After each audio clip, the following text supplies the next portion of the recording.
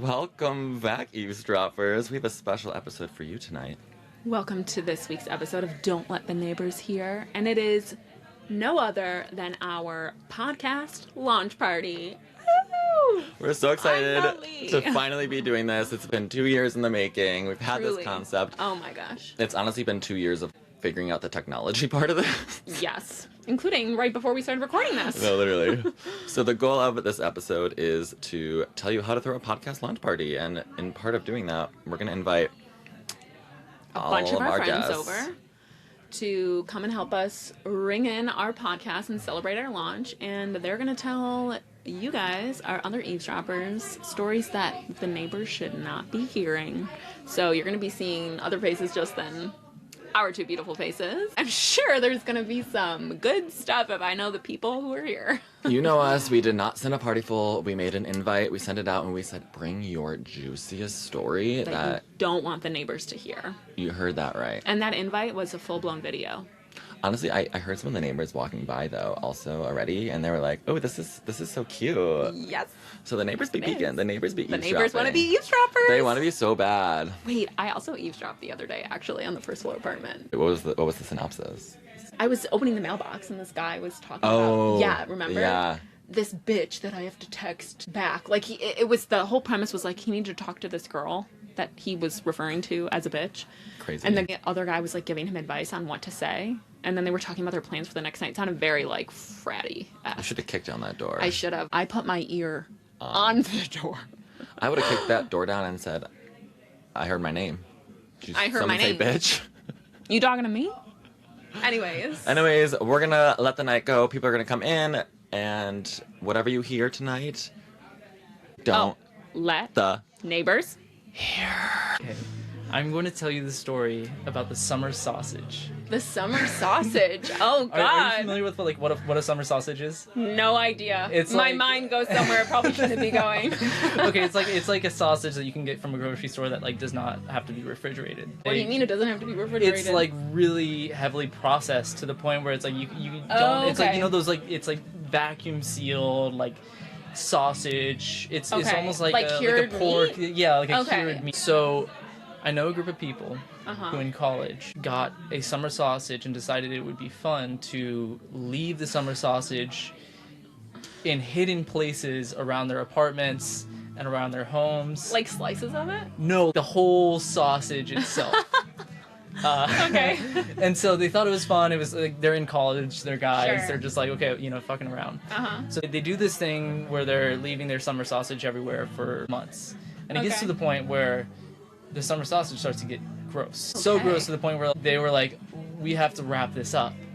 So they wrap it up in like a clean wrap. Why didn't they just throw it out?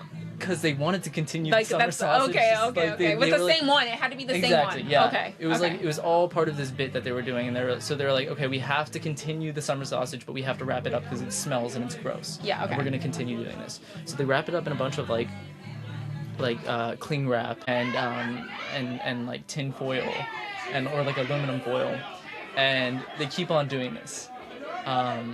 Eventually they decide, they're like, okay, you know what, the summer sausage saga has died, we're done with it, we're gonna turn the page, new chapter. And we have to find a way to send off the summer sausage. Okay. So they naturally decide that the best way to send off the summer sausage is to take this cylindrical aluminum foil wrapped thing and leave it on train tracks for a train to run over. Okay. And so they decide, we're going to leave this on the train tracks, and the train is going to come and watch it be run over, and that's going to be fun. Okay. The train stops because they see what looks like a bomb. Because of the summer sausage. Because of the summer. Oh my God. They stop because they think this is a bomb. So they call the bomb squad in. The bomb squad got called in? Yes, they come and they try to deactivate the summer sausage. Deactivate. Oh my And they God. realized, okay, this is a sausage. And so I think they knocked around and they asked people. They were like, do you know anything about this or whatever? Do you know anything about the summer sausage? And so they said, no, we don't know anything about the summer sausage. Wait, your friends were asked. Yes, they were asked. The cops went door to door. Yeah, I'm pretty sure. I'm maybe not 100% certain on that Like detail. they were selling Girl Scout cookies. Like, hey, do you know about the summer sausage? Yeah, because there was like a whole thing, and there were like people watching. The bomb squad was there. It was like a whole thing. You know? Okay. Traffic was held up the whole nine. Yeah, okay. And so then, I think it was like maybe a year later, one of the guys in this friend group decides, hey, I want to be in the Air Force. So he goes through the process. Okay. And he gives his fingerprint, and up comes his fingerprint was on the summer sausage. And so now they're asking him. They're like, hey, do you know about this? And he decides, instead of telling the truth about, we were being, stupid, summer sausage, like whatever, he lies about it. No. And so then they start contacting the friends in the friend group who are all involved with the summer sausage, because they asked him, they said, okay, who was involved with this? And he tells them. And so they're asking them, and then, my friends are getting calls, and they're having to like tell their side of the story, and essentially they ask some of them to give access to their Discord. And in their Discord, they play. There's this one game called Escape from Tarkov, and you're fighting like Russian insurgents. And so in this Discord, they're sending like stupid communist memes to each other because it's like silly and it's like Russian game. It's like and now they're getting questions asked by the U.S. military about their involvement with the Communist Party. Okay. And it just continues and continues and continues. Wait, but that only happened because of the fingerprints. Of the fingerprints on the summer sausage. Oh my God. So it's summer sausage equals communist. Exactly. Exactly. And ultimately, I don't think he wasn't allowed to be in the military. No, I don't think so. Oh my God. Because of the summer sausage. That is insane. Yeah, it's an insane Eavesdroppers, are you listening to this? God. Yeah. Guys, a sausage might ruin your life. Don't in more ways than one. Yeah, and don't put cylindrical tinfoil wrapped things on train tracks because it looks like a bomb, and your fingerprints will come up. That is insane. Oh it's an insane my story. God, yeah. That's crazy. Wow, That's a good one. Cheers. Don't let the neighbors hear. How to get a job when you're blackout drunk. So there's this little bar that you might have heard here in New York City called Coyote Ugly, okay? If you're a lady, get your ass on the bar because they love to see you dancing up there. So I go up there, I'm out with my girls, it's a good time. I just come from my friend's birthday. And we were up on the bar and I'm like, this is so fun. And I turn to the bartender who's on the bar and I go, this is so fun. And she goes, hi, I'm Anna, the dance captain. I said, oh my God. She goes, do you want a job here? And I said, I don't think I should, whatever, blah, blah, blah. Obviously making all these excuses, and why? For what? Totally. So I say no first. And then a little bit later, I'm like, I'm kind of offended you didn't give me an application. And she's like, you literally said no. And I was like, well, obviously, when I said no, I meant probably. So get the application, and I'm sitting on the bar, my ass firmly planted on that bar, filling out the application. This guy comes up to me. He goes, what are you doing? And I said, I'm filling out an application. He goes, for what? And I said, this bar. And he goes, to work here? And I said, yeah. And I said, well, don't just stand there. You might as well endorse it. So he endorses my application. He goes, how do you want me to do that? And I say, well, just write at the bottom, I endorse, and sign it. And I go, and tell all your friends to come endorse my application too. So they all come over. I get 5 guys to endorse this application. Give it to the bartender. Bartender follows me on Instagram. And she DMs me the next morning and she goes, I have never gotten an application with an endorsement. I love it. We want you to come in for an interview. So that's how you get a job, I guess, when you're blackout drunk at the bar.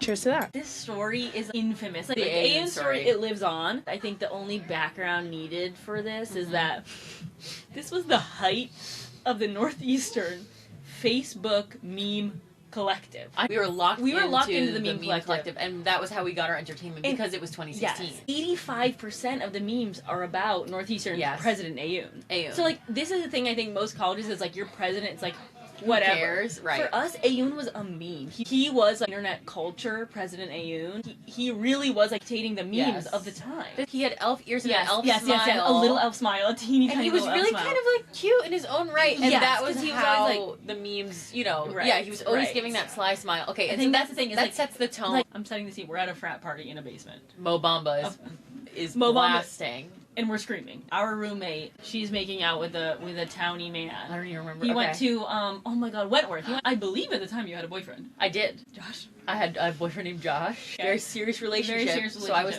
not looking. We're ready to go. Yes, we want to go home. I remember vividly we're waiting outside for an Uber for like a long ass time. Roommate is bringing home the guy she had been making out with. That's fine. It's a Right. normal night so Right. far. This random Wentworth boy says something Ayoun. Yes. And you say with your chest, you scream it. You said, if Ayoun comes out here right now, I'll fuck him. And this man's face was eyes wide, Jaw dropped. on the floor. The best news he's ever heard in his life. Like, he was. Yes. And I was so, that didn't register to me because No! I was talking about the president of You were Northeastern. talking about President Northeastern Ayoun, who's a meme, who's funny, who's a 65-year-old man. Right. And you said that, and then immediately you're talking about something else. You're going Yes. over. You're doing something else. This boy, I witnessed this whole thing as an anthropologist. He immediately whips out his phone, and he's like, "You need to get out here right now. You need to get outside. You don't understand. You don't understand. You need to get outside right now, dude. Get outside right now, dude." So we're waiting for the Uber. He is like on the phone, like his life depends on it, to his friend, who apparently is named Ayoun. He's named Ayoun. He comes outside right in time for the Uber to pull up. We make no acknowledgement. You especially, like, this dude is like, he's like telling his friend, like, this girl's gonna fuck you tonight. And I don't even know he's there. You have no concept of what just happened. Like, we don't say hi to this man. No. I don't even think he introduces himself. No. He gets in our Uber, and he just comes to our house. And, like, we get inside, and you're like, well, I'm gonna go to bed. Like, literally, like, we get inside, and we're all like, we're gonna call it a night. I remember eating a bowl of cereal in my Yes. PJs and being like, Yes. why is this guy staring You're like, at why is me? he- I remember being like, I don't know, why does he care that I'm eating cereal in my own my house? God, and but he's just sitting there. We both just go to bed. And we're like, our well- roommate and the guy, they go in her room, they're doing their thing, and this dude just passes out on our couch. We don't know him, No. we haven't talked to him, we don't know why he's there. didn't give him a single blanket. Didn't get He- and then, midway through the night, our roommate, UTI girly, like, gotta love it, she gets up to go pee. And she opens the bathroom door, and Ayoun is butt ass naked, pants down. Winnie the Pooh Ass out. naked. Winnie the Pooh naked, ass out, asleep on the bathroom floor with the biggest shit in the toilet. What do you do? She just closed the door and went back to bed. Slowly No. closes that door and goes back to bed because I'm like, oh, you have to look at this man's shit. It probably reeked. And- It's been there for so long. that shit and his ass. And it's your own home. Like, you're trying to go pee in the middle of the night in peace, and like you literally can't because there's a strange man with his ass out and a huge shit in the toilet. Here's like Okay. the actual funny thing to me is like the next morning, our other roommate went to work. Yes. He was back asleep on the couch. So at some point in the middle of the night, this dude woke up in a strange apartment. Yes. Put his pants back on, flushed his big ass shit, and then was like, I'm gonna go back to sleep on their couch. And then at some point left. Oh my god. And he just didn't realize that I just wanted to fuck the president of Northeastern University. And that's the tea. The story, I think, it's not that spicy, but it is perfectly on theme. So, the first party I threw in a suburban town, and you can't tell the neighbors because they'll ruin it. The first most important thing is my parents, they moved out of a house when I was a junior in high school, but it hadn't sold yet. And so, as any high schooler with an empty house might do, I decided I should throw a party there. It was, upstate New York, up in the mountains. It's like 0 degrees and sleeting. We get over there, we invite all of our friends, everybody's supposed to come. And it's like 10:30, we get to the house and the garage door opener won't work. And the only way that we could get in, aside from like breaking something, was there's like the realtor box, the key box with a code in it. We got 30 people coming. It's the first time I'm doing something like this. It's like the suburbs. trying to make a name for myself here.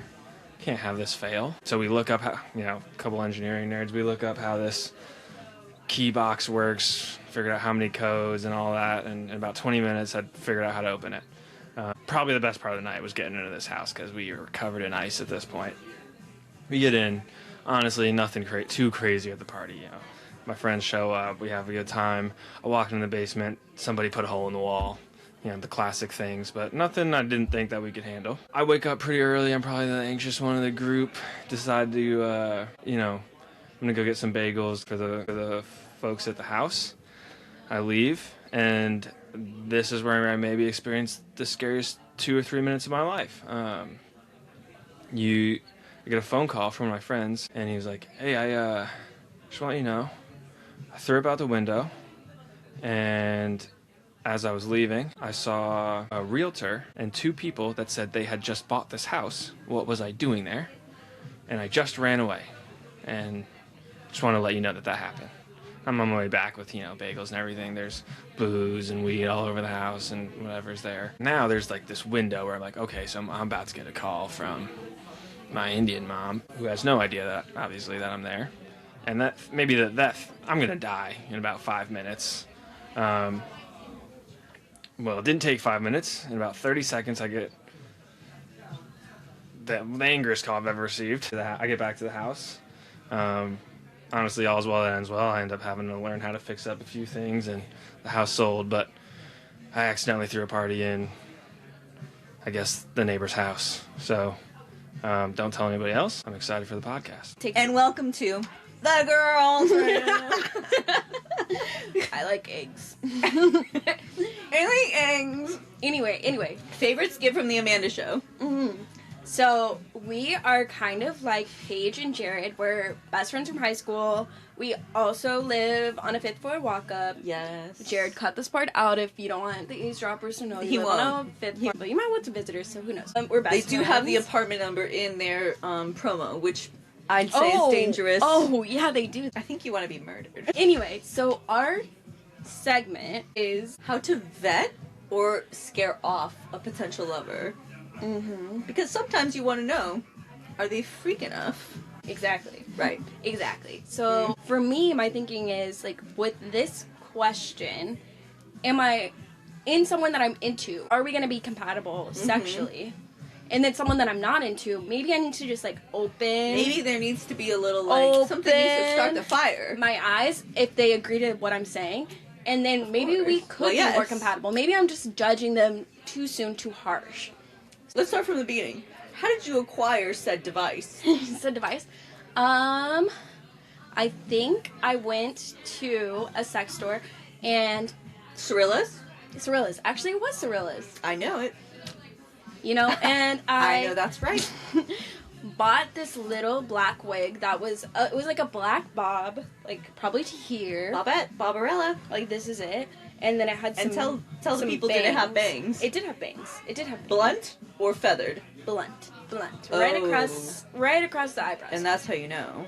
And I would ask the guy that I was hooking up with, like, hey, wouldn't it be fun if we were Wouldn't it be crazy? And you were what if? And you were wearing this wig.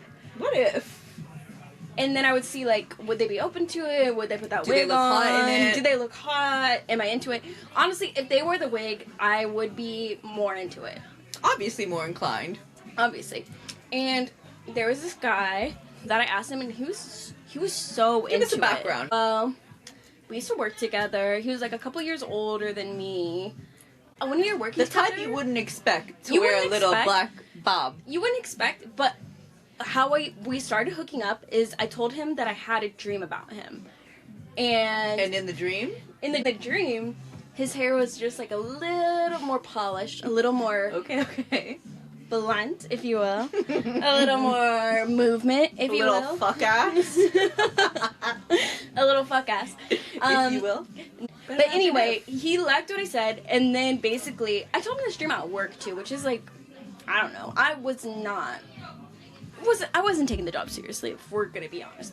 But anyway, so then we started hooking up, and this was maybe like the second time we hooked up. I asked him where the bomb, and he, no qualms. He put the where wig did you on. keep it? I kept it right next to my bed. So like The bedside drawer? the bedside drawer. You just open Just right it, down you there. just plop It it said- right on. And what if... What if you just wore this? And he would wear it. He wore it multiple times. You might even say he liked it. I think he maybe liked it. I think he might be perhaps married now, but should I say? And I'm sure he's still thinking about that time. He'd toss on a little bob and go right to town. But anyway, so people who'd wear this bob, it did something for me. Now I'm gay. Completely gay. I was gay So it when makes this was sense with the bob. happening, but I wasn't fully like aware.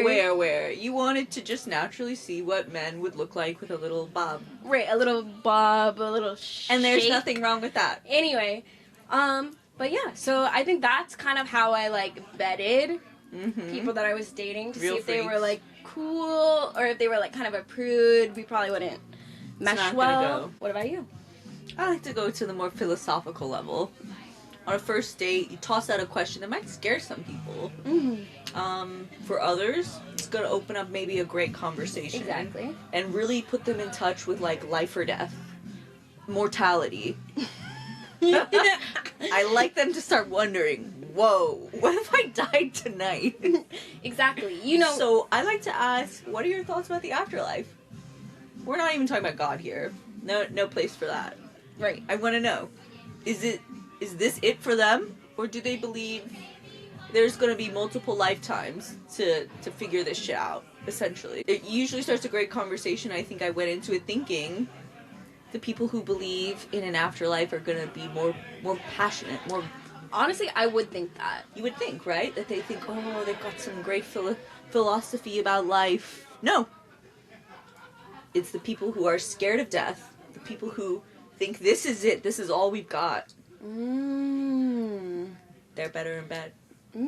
Okay, I guess, like, I wouldn't have thought that originally, but now thinking about it, it's like, they're fucking for their life. They're fucking for their life. This could be This is it. This could be it. This is it. This is all you've got. Tonight.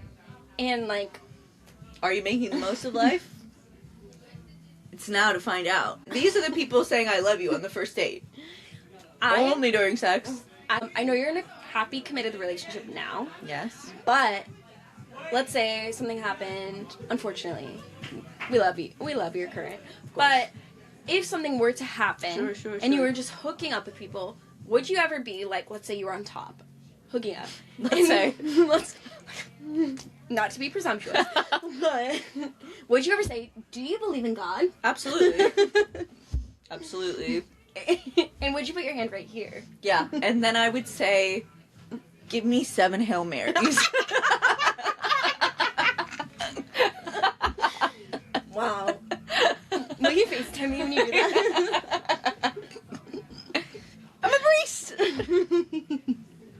A good Irish laugh. And that's been the girls' room. One time, Jared and I went to a Halloween party, and he was dressed as Chaperone in the Subway music video. And if you know, you know. This straight man went up to Jared and was like, "Oh my God, I love your costume." And he was like, "Oh, I'm just like dressed up as myself." And he's like, "Who are you?" And he's like, "Oh, I'm Chaperone." And the guy's like, "Wait, I don't know who that is." Jared fully fucking pulled up Chaperone's Instagram and showed the straight person Chaperone's Instagram. And he actually thought that Jared was Chaperone, like actually. And Jared and I were fucking dying because Jared was like, "How is my 6'5" ass with a fucking lace front wig, mustache, does he actually think I'm Chaperone?" So we just decided that straight people are canceled. That's all. Okay, I had a shit-related story as well. Okay, 'cause I would love just, to hear. I just listened to the first episode of the podcast. If you haven't listened, stop this, go listen so you can understand what he's talking Right. about. No spoilers. The first time I had Chipotle, I was at a theater convention, and it was peak E. coli Chipotle. Like, this is like, Chipotle's in the news for the shit that's like, in their food. Did you know that it was in the news? No. Okay. I didn't. I'd never been to Chipotle before. I had heard about it, and so I had a bowl at Chipotle, and I immediately went to a workshop at this theater convention. So we're all sitting in a workshop room, and like it comes to me. It comes so fast. It's just one of those moments where you feel your stomach drop and you just know. You're just like, holy shit. Truly. And so no pun intended here. Right. And so I was like, I think I raised my hand and I was like, I really need to go to the restroom. And the instructor was like, this is not a good time to go to the restroom. And like I did not have time to process his response or to allow anything else to happen. I stood up. He started sprinting, but like while I'm like sprinting, like I'm kind of shitting. And I shit myself, like, to the point where, like, I was like, fuck, I think I made it to the restroom, like, most of it was in the toilet. Okay. This is so awful. But I, like, literally, like, I had to go to my room, and I was mortified, and I was like, how do I, and I think I went to, like, one of the ice, like, the ice bags that they have in the hotel, and I, like, put my dirty clothes in there and, like, tied it up and threw it away, so, like, the stench wasn't friends, following you. The stench, and my friends didn't know. I think this is the first. I think I might be the first person I've told this story. I am honored, first of all. Wow, thank you for sharing. Yeah, that is so rich.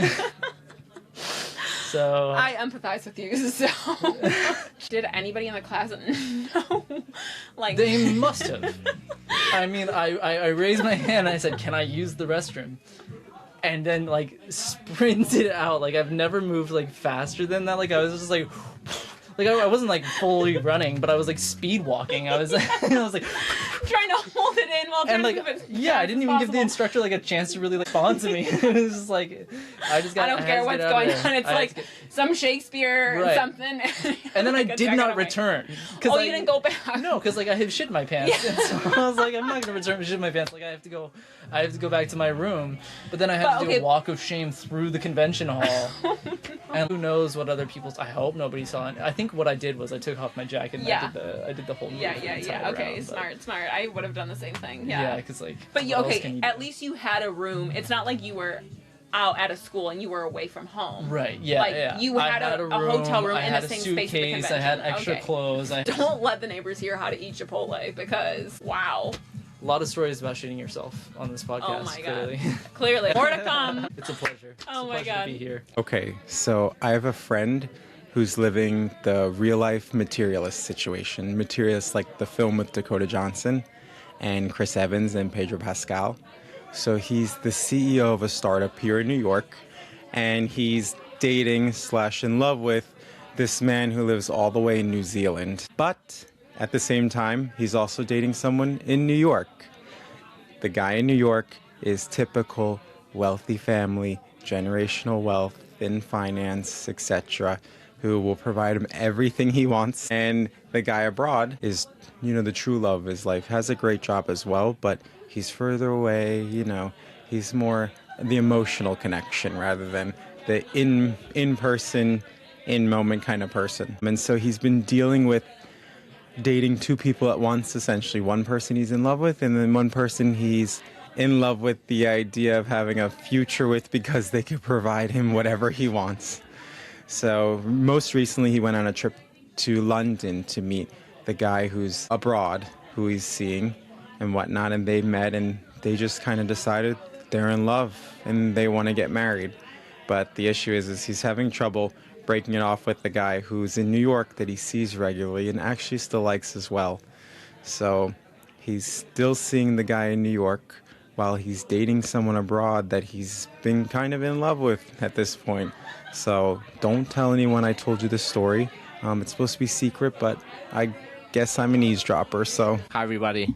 I'm Bobby. It's such an honor for me to be on Don't Let the Neighbors Hear podcast. I am definitely one of the certified eavesdroppers. So I'm going to let you in on a little embarrassing story that happened during my childhood.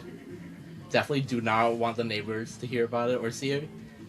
So when I was a kid, my dad and I used to go to this little bookstore around our house. It's like a little hole-in-the-wall bookstore. Super cute. So much character. One time I was in there with my dad.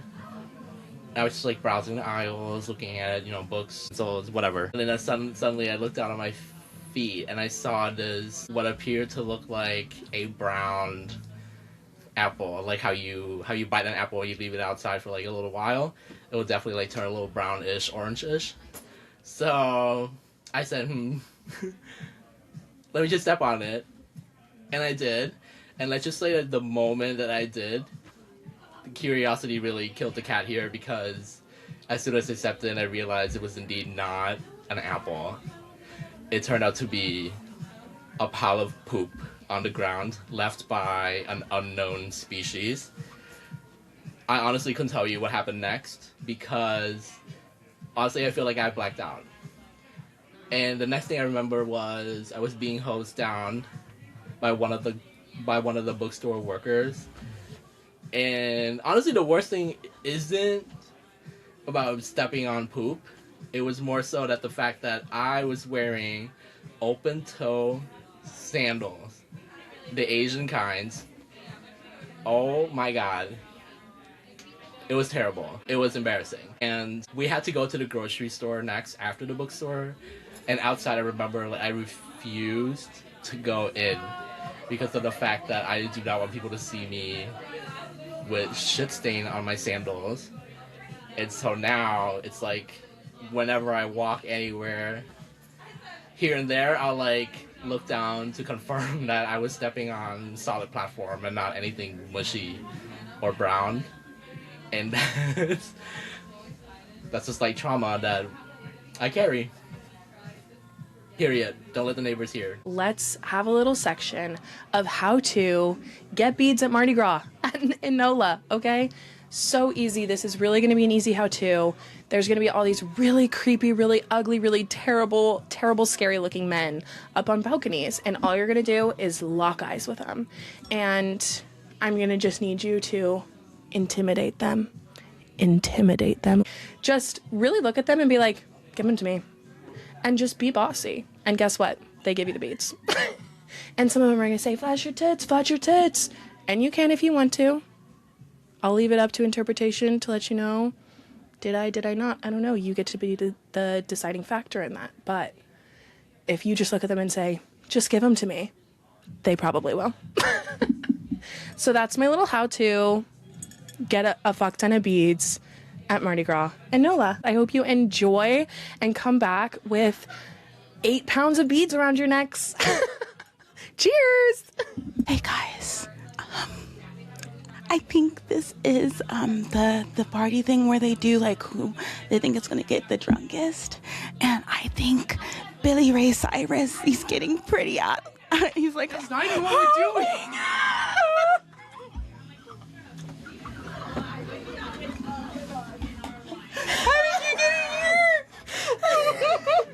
Shut it down!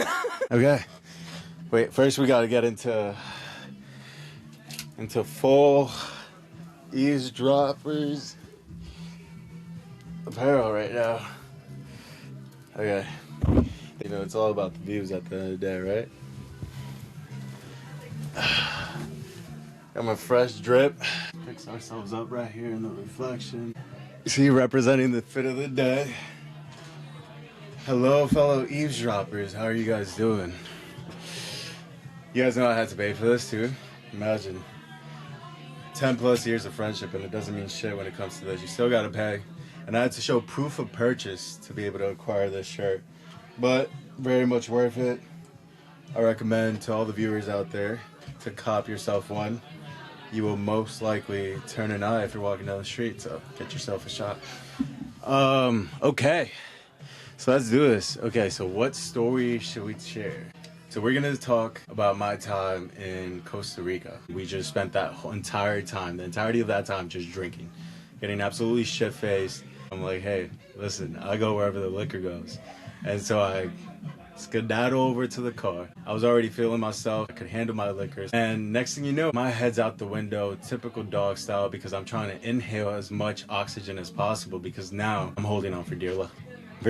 So I literally throw myself over to the side and yak all over, like complete projectile vomit. She kind of just acknowledged this, kind of saw that it was there, like didn't say anything about it. I didn't say anything either. And then she just walked away. We're here for a good time, not a long time.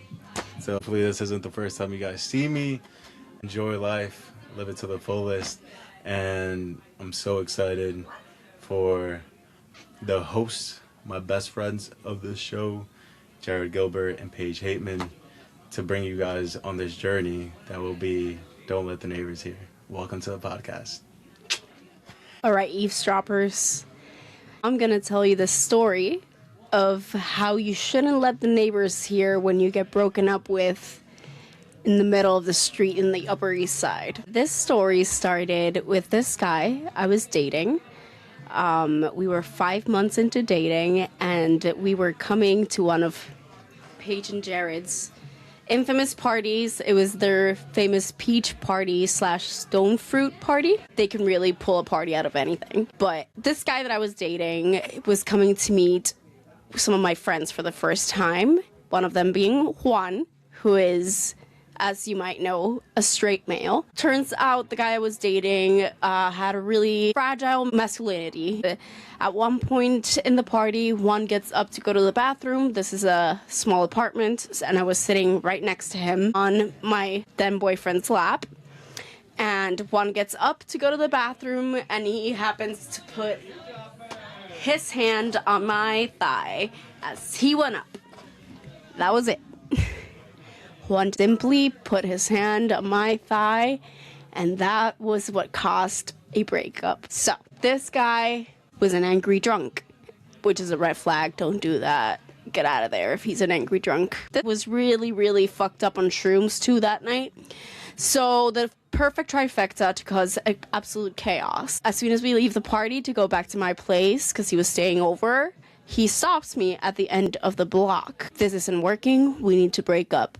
I know you have been cheating on me with Juan since the beginning of our relationship. Now, listeners, I don't know how acquainted you are with Juan right now, but Juan and I have been best friends ever since my freshman year. This was just a guy I had started dating 5 months prior.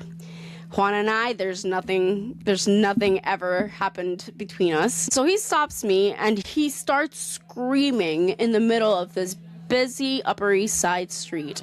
Starts screaming about how I'm such a whore, I don't deserve love, I'm such a cheater, like everything under the sun, every insult you could possibly think of, heartless, all this shit. I'm trying to diffuse the situation. It's not really working out very well. At one point he makes me go into a bar and buy him a beer. Yeah. So I bought him the beer just so we could keep talking about this. I was worried, and I didn't want to leave him alone. I de-escalate the situation at this bar. We're walking back to the train, hopefully to go back to my place now that he's calmed down, when he starts blowing up again. He starts saying so many awful things to me, and I'm fed up at this point, right? He starts urinating in the middle of the street, in front of an apartment building, out of which an elderly couple came out at that point and were like, whoa, guy, like, you can't be doing this. And my ex threatened to fight the elderly man right there and then, along with some racist remarks here and there. It was terrible. It was horrible. And after that, I said, you know what? Fuck you and your mom. You can come get your shit another day from my place. I don't ever want to hear from you again. And I walked away. And that is how everyone in the Upper East Side heard me getting broken up with. All right. I will tell a little story about the time that I did exactly the opposite of probably what you're supposed to do in terms of stranger danger. Luckily, it all worked out. No one knows about this except for the person who was in the car with me, my best friend. So my best friend and I were at the top of an outlook, and this woman and man on a motorcycle, they were like, hi, like, our motorcycle broke down. We can't get down the mountain. I was in high school, and at the time I was like, oh my God, that's so terrible. You can't get down the mountain. Like, you're stranded at this outlook. And then he was like, can you bring down my partner and I'll drive behind you? Like, we can't carry both of us back. And we'll meet at like some gas station at the bottom of the mountain. And me, with no thoughts, head empty, was just like, sure, yeah, we can bring her down the mountain. Like, my car has room. So I say yes. My friend, she doesn't say anything, but she's looking at me like, what are you doing? This woman gets in the car. We're driving down this mountain. It's like pitch black. The entire time, I'm just, thinking, this is fine. This is normal. We can let a stranger into this car. We meet him at the gas station at the bottom of the mountain. And luckily nothing went wrong in this story. But my friend, after this woman got out of the car, she was like, I thought she was going to murder us this entire time.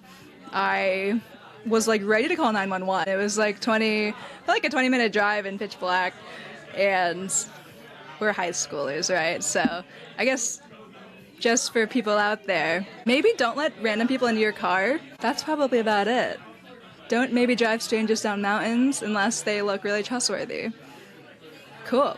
I'm gonna tell the iconic story of your birthday. My birthday, I think 25th birthday. We go out to, some may know, Freehold. Some may know as the straightest, horniest place on earth. It's very straight and very horny. Had a party at our house beforehand. Mm-hmm. So full blown house party. I don't know why, but we're using every single cup possible. Every cup, every shot glass, every spoon for some reason. It's we're using every single vessel to drink out of that is in the whole apartment. At Freehold, a gentleman approaches me. Immediately, he's enamored. And that was that. Enamored, yeah. That was that. We spent the night together. And he says to me, "Who's your cute friend? I have a friend for her." Oh my god. And he introduces I'm getting embarrassed. us. I didn't know that. It was cute. They were genuinely gorgeous, which that's cool because we would have taken ugly ones. We would have taken ugly ones. I know we would have taken ugly ones, but they were actually hot. We decide to bring these gentlemen home to our apartment. Our friend from college sleeping on the futon. Instead of being hospitable hosts, we bring these men home. We get back to our apartment. The house is a mess. We have to preface it for them by saying I'm so sorry. The house is I don't think much of it, except I bring my man into my room. I'm literally straddling him, Yeah. making out. He pushes me off to the side. He says, "I really need to eat something before we do this." And I was like, okay. He was too hungry. He was a big dude. He was hungry. He was big. So he was hungry. So he denies me in that moment because he needs to go eat. So we go outside, and Galen and her man are still out there, and I'm out there blowing up the air mattress. These two guys start making everything in our freezer, which honestly is only frozen dumplings, but they probably made they busted that bag open. Yeah. They busted frozen that bag open. dumplings. They busted that bag open. They're chefing it up in our kitchen. I don't think there was a conversation where they were like, "Do you mind if we?" Oh no! Oh no! Sorry. They were like, "We gotta eat." 4 a.m. You guys want to make out? No. They were literally like, "We cannot perform in this moment." He's like, "Where's your soy sauce? Literally. Where's your olive oil?" I'm like, "Okay." Don't you guys know it's my birthday? They probably each house 20 dumplings. And then that's not it. They cleaned the whole apartment. I just stood there. We literally stood there. We were not helping. Our backs against the wall. We were not helping. They were like, "This is a mess." They were like, "Why are all these shot glasses?" Once they came out of that fog of they were no longer hungry, they were hand washing every shot glass we owned. They hand washed every one of our glasses. They loaded the dishwasher. Oh my god, it was insane. They had drying, washing, putting away. It was insane. It was insane. And I remember being frustrated in that moment. I remember being like, you were sexually frustrated. You were like, let's go. You were like, we got something to do. I was fine because I was in awe. Galen was like, we're getting a free clean. There's more to the story, unfortunately. Yeah, it would be nice if it ended. But me and my man start having sex, and we're doing our thing. I hate to set the scene, but I have to. I'm on top. If you were to walk into my room at that time, the bed is you would see my ass. Okay? The whole ass and titties, The whole situation. Our other roommate's boyfriend walks into my room while I'm having sex with this man and very slowly opens the door, and I see him stick his head in the door really, really slowly, and then extremely slowly back out and close the door. And me and this guy, we obviously heard the door open. We pause. I look over my shoulder. I see this unfold with his scary head popping into my room. We look at each other for a moment, paused. Yeah. And then we just kept going. Because And then we're back. Because at it. what are you supposed Right, to do? right. Oh my god. And then after, she was like, "Who was that?"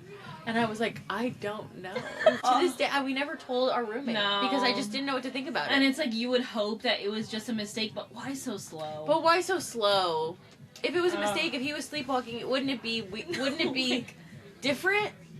It was very weird. Oh, and then the next morning, we're in bed with each of our men, and they FaceTimed each other while they were in bed with us. Early morning. And They're they like, said, "Hey, bro." they were like, "Hey, bro, let's go. We should get out of here, right?" And they did, and they got out of there. And that was it. The dumpling story. I'm exhausted. Wow. These people are nuts. Nuts. These people need years of therapy. I need years of therapy to unpack that. Oh my god, wow, that whole candle. I know, it's still burning. Wow. Candle looks nice like that. And you know what? It was captured in the mirror. So, continuity. Yeah, I know. This The like, whole candle has burnt. Yeah. Wait, we're at that point in the night where the candle hit the end, and that's the cue for We're wrapping up. our eavesdroppers to get the fuck out of here. Get the fuck out. We're I tired. am so excited to hear what everybody recorded. Who do you think is going to have the best story? Oh, what was your favorite part of the night? My favorite part of the night was seeing everybody's reaction to the podcast. It was very well received. Eavesdroppers, I think they liked it. Guys, I think we're onto something here. I think they, really enjoyed it. Lots of laughs. Lots of claps. Little sweatsuits were also A hit. a hit. Eavesdroppers, you want to see the back? Wait, let me give you a full. Wait, you're about. Oh, It looks really nice. and wait.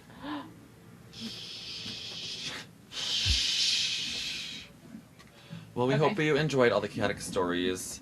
This is a lot of what to expect in 5R. We hope to have more stories with you. If you want to be on the pod, reach out to us.